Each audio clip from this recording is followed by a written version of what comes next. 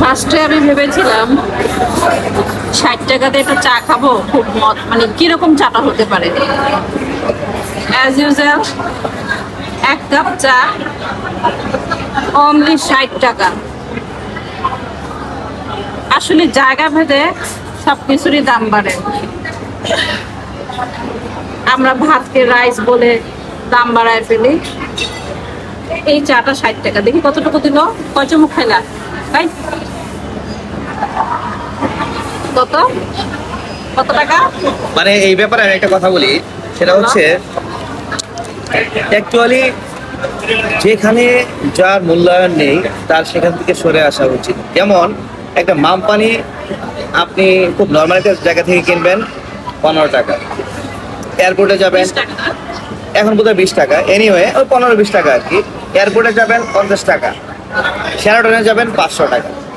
মানে একই জিনিস জায়গা ভেদে মূল্যায়ন করা হচ্ছে। তো আমি এখান থেকে একটা শিক্ষণীয় বিষয় হচ্ছে, যেখানে যার মূল্যায়ন নেই তার সেখান থেকে সরে আসতে হবে, যেখানে মূল্যায়ন আছে সেখানে যেতে হবে।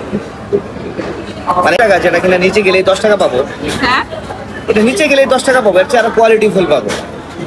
সো এখান থেকে একটা ব্যাপার শিখলাম, 60 টাকা গেলেও সেটা বড় বিষয় না। বড় বিষয় হচ্ছে যে মানে যেখানে মূল্যায়ন নেই সেখানে পাওয়া যাবে। 60 টাকাতে তুমি 2 কাপ চা বুঝে অর্ডার দিছো, এখন থেকে তুমি 1 কাপ চা অর্ডার করছো। হায় আল্লাহ, হায় রে চা।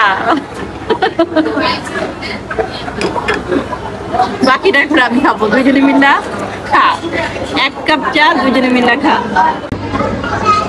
এখন আসি চায়ের রিভিউ নিয়ে। খুব বাজে, এক কথায় বাজে।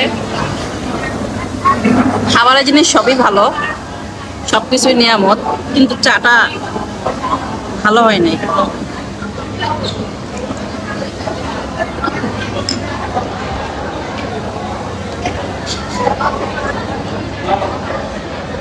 চায়ের মধ্যে যে কড়া একটা ভাব থাকে সেই জিনিসটা নাই। পাইনসা